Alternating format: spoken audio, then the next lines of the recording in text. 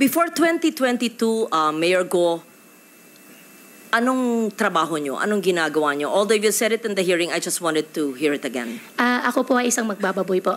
Farmer po ako. Piggery po yung negosyo ko. Sino po ang nag-urge sa inyo? Sino po ang nag-engganyo kayo, nag-inspire sa inyo na tumakbo bilang mayor ng Bamban? Sarili ko po. Childhood dream ko po. Childhood dream. Opo. Gusto ko po na mapakita sa tatay ko at gusto ko po maging proud po siya sa akin. Saan ba yung childhood nyo? Dito po sa Pilipinas po. Saan po sa Pilipinas? Sa Bamban po. Saan po kayo napanganak? Nakita ko po dito po sa birth certificate ko po, hilot po at iniwanan po ako ng nanay. Hindi, saan kayo napanganak? Nakita ko po dito sa birth certificate ko po, hilot. Hindi ko po tinatanong yung proseso ng papanganak sa inyo. Saan po? Saan pong lugar? Sa Pilipinas, sa Central Luzon, sa Tarlac o sa Bamban? Tarlac po. Saan po sa Tarlac? Matatalaib Tarlac po. Ano po? Matatalaib Tarlac po. Is that the barangay? Yes po, nakita ko po dito sa birth certificate ko po. No, you would have recollection of your childhood, right? Can you just give us a recollection of your childhood? Sino po yung best friend nyo? Saan po kayo nag-aral? Kung meron kayong makamag-anak? Recollections of, you're only 38 years old. You will remember your childhood. I mean, I'm double your age, but I would remember my childhood in Malabon. Your childhood. I know homeschool. I can't believe anyone is totally homeschooled all her life. Yes. Please tell us about your childhood. Your Honor, lumaki po ako sa farm. Which farm? Which farm? In what barangay? In what LGU? Barangay Virgen de los Remedios, Bamban, Tarlac din po. Different po from the one po sa QJJ, yung katabi lang po niya. Nabenta po siya year 2000. Hindi ko po maalala yung date kung kailan po siya nabenta. Tapos nakabili po ulit ng property po sa tabi at doon po nagtayo ulit. Lumaki po ako sa farm, Your Honor. Tinago po ako ng tatay ko po. Lumaki po ako na, ako lang po. Pinupuntahan po ako ng tatay ko po araw-araw.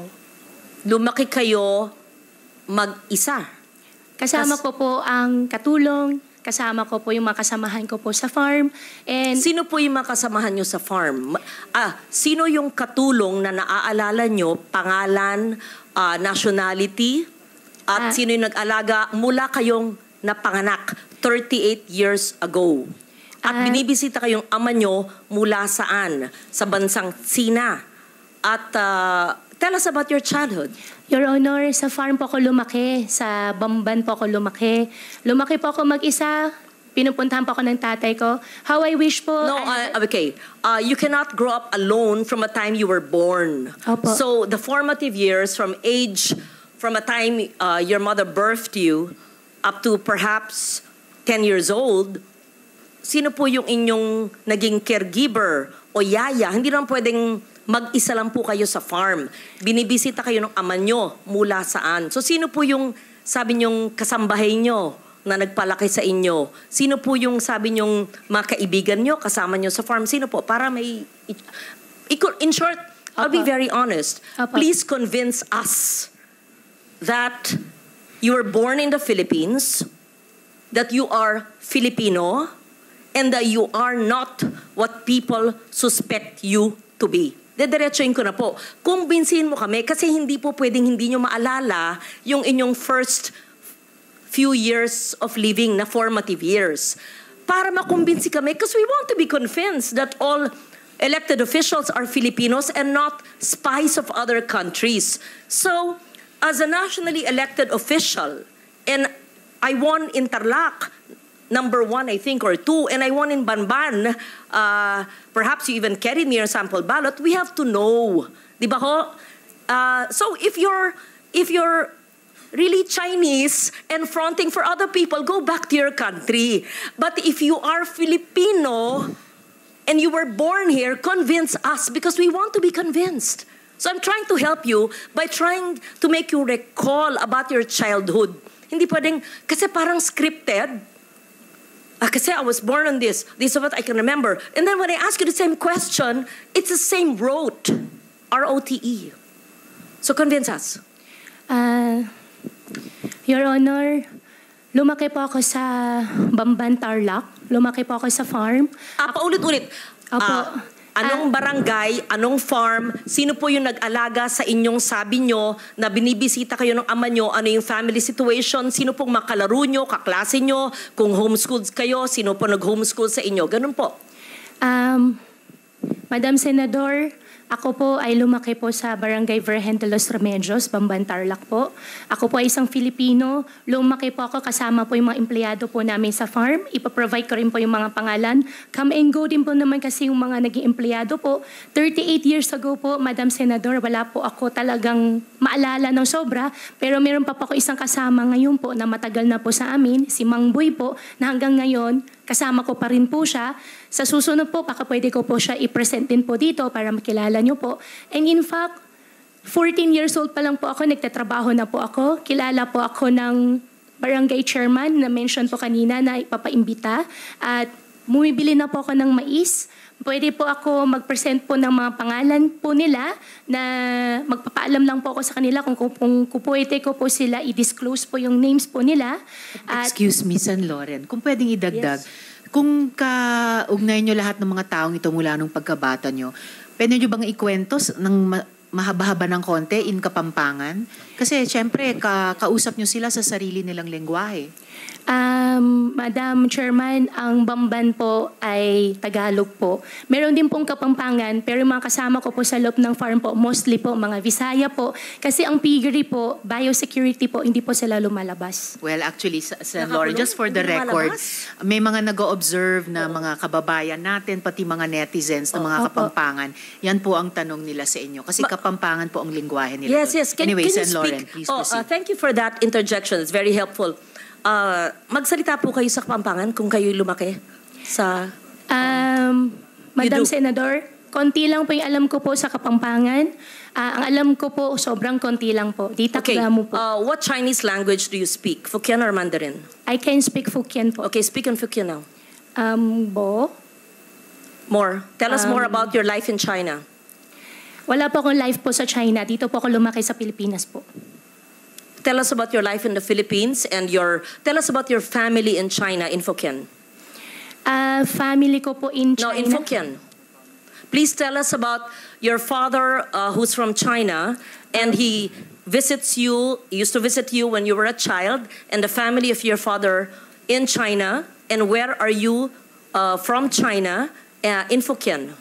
We have interpreters and perhaps I can understand a little. Yes po.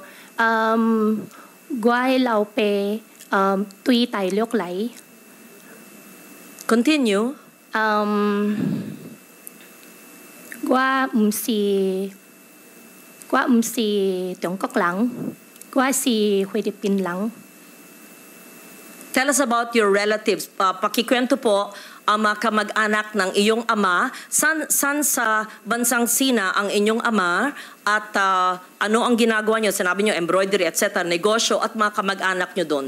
Tell Sen. us. Lauren, before she answers, Yes. maybe we can ask Ms. Batay, our Chinese interpreter, just to interpret to us what the mayor said. Thank you. Ms. Batay. Okay, so in English, the interpretation would be, my father is from China. I am not a Chinese. I am a Filipino. I mean, you're obviously half Chinese because if your father is full Chinese and your mother you claim is Filipino, right? Your Honor, ako po ay isang Filipino at ang tatay ko po ay Chinese. Ako po ay, kung hindi man po ako full-blooded po na 100% po na Filipino, dahil po sa tatay ko, ako po ay isang Filipino po. Okay. What do you recall in 1986 when you were born? Your Honor. And why is it that you obtained your birth certificate? To be fair, sometimes people only have their birth certificates much later. But tell us the process of obtaining your birth certificate in what year? What year did you get your birth certificate? Your Honor, 2005 po. Yes. Sen. Lauren, if I may just quickly add to your earlier question. Proceed, Madam Chair. Mayor, may childhood photos ba kayo sa Bamban? Yes. Meron po, nung bata po ako, Madam Chairman, hindi po talaga uso cellphone. Pero sa nangyari po, meron po mga circulation po ng mga pictures ko po ng teenage life ko po sa conception. I can provide po. In fact, hindi ko po alam na meron po pala akong ganun picture. Could you kindly give us the earliest photos of yourself and your family and your workmates, playmates in your very exclusive and closed farm that you said, and your relatives in China and your father's relatives, and the time that you were born, 1986, hindi naman, okay, walang cellphone, but you must have photos. And Yes po. proof of your homeschooling. Siyempre, pag homeschooled, meron pa rin yan mga report card, hard copy pa noon, hindi pa soft copy eh. Yes po, Your Honor. Hahanapin ko po yung mga picture po. Pati po yung mga tao po, pati po yung mga empleyado po na kasama ko po. What was the situation, Mayor Guo, noong 1986 when you were born? Where was your mother? Where were your parents? And sa mga binibisita kayo ng iyong ama at ang kasama niyong lumaki ay sino? Fill in the blanks, please. Your Honor, 1986 po, nung pinanganak po ako, wala po akong any knowledge po. Dahil baby pa po ako noon, lumaki po ako, may nakikita po ako mga kasama po naging partner po ng tatay ko po. At lumaki po ako sa farm, isa na rin po yung na-mention ko po nung nakaraan po na Senate hearing, si Teacher Rubilin po, nakasama ko rin po siya.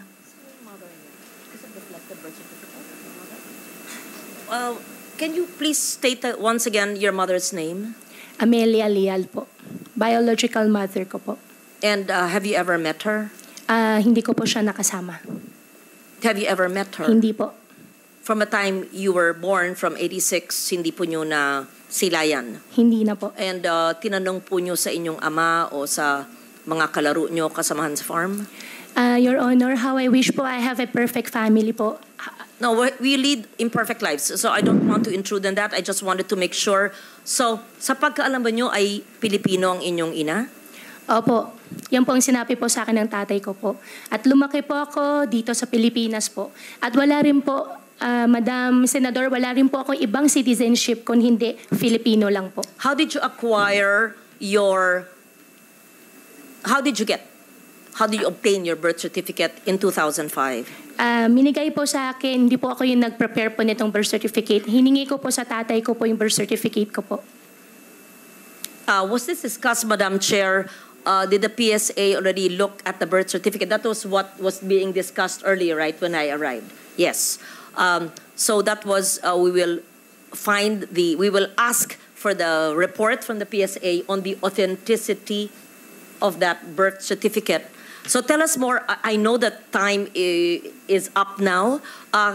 Tell us more in Hokkien, your childhood situation. I don't want to be intrusive, and there's no reason to explain about all of us have imperfect lives, but tell us about your childhood so we get to know you better, and your Chinese playmates, if any, Filipino associates or playmates, if any, and your family in China. In Hokkien po. In Hokkien, Sen. please. Sa We farm, want to hear you speak your language. ang language ko po ay Tagalog po, Senador. Ako po ay isang Filipino. Sa Yes. farm po, ang gamit po namin lengguwahe po ay Tagalog po. But speak Hokkien. I just want to I hear can it. speak Hokkien po, pero ang Yes. ginagamit po na lengguwahe po sa farm po ay Tagalog. There's nothing wrong with knowing languages. Yes, po. If you're good in Hokkien, speak it, right? For Yes, after po. all, your father's Chinese and you're half Chinese. Don't be ashamed of that. Opo, hindi naman po ako nahihiya, naman po ako na ashamed. Madam Senador, mas kaya ko po ikwento na mas fluent sa Tagalog kasi yan naman po ang mother tongue ko po kaysa sa Chinese language po. Kaya ako okay lang po na ikwento ko po in Tagalog. Okay, proceed. If you don't like to speak the language of your father, then speak in Filipino. Opo. Briefly please, Mayor, dahil malapit na tayo mag-suspend for Ay, today. opo, sorry po ma'am. Thank you. Just brief. Opo. Thank you, Madam Chair. Lumaki po ako sa farm. 14 years old pa lang po ako. Nag-aalaga na po ako ng baboy. Ako nagpapaanak. Ako rin po nagbebenta po ng mga fatteners po na nilalabas po ng farm. Medyo, hindi po yung negosyo. Mula po 1986 when you were born, your recollection, 86 to the time you obtained your birth certificate in 2005.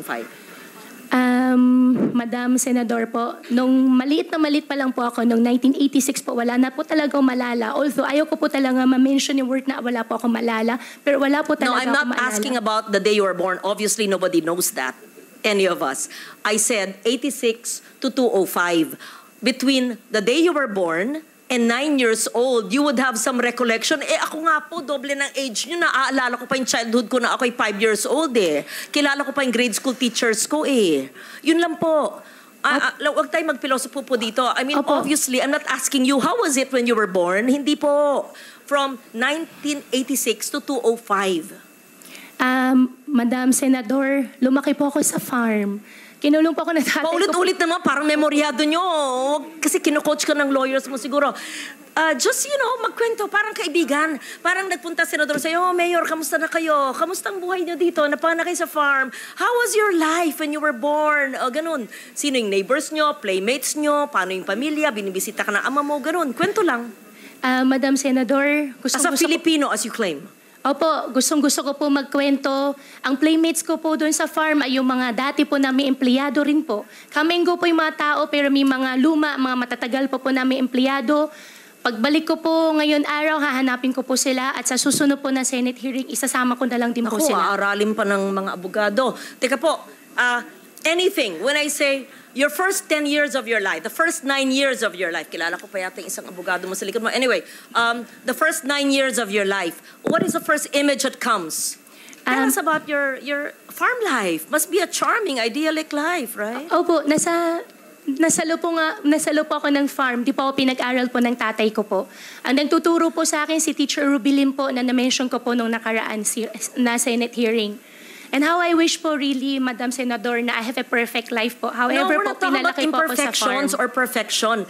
Kwento lang nga eh. Opo. 9-10 years po. Siyempre man, Mayor, may maalala, 38 ka lang eh. Opo, sa farm nga po ako lumaki po, Madam Senador. Hindi po naging normal po, hindi po naging normal po I'm yung not buhay ko asking po. nga normal or it's Madam Chair, I know that time is limited and I would want to get to know the mayor. As I said, we're giving you the opportunity to prove to us that you are Filipino. We ask you the questions which I would ask normal people. I would ask you, Risa, tell me about your childhood, right? Survey in our childhood, I talk about my child. Yun lang. Nothing to be defensive about. You don't have to say the same thing. Basta sa farm po. Tell us about your child. Ako sa farm. Basta tell us about your child. Sa farm. Ano ba? Huwag tayong robot.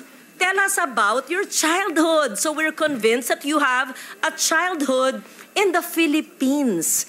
And if we ask you to speak about a foreign language, to speak in a foreign language that you are, nabihasa ka, ay hindi, mas magaling po ako sa Pilipino.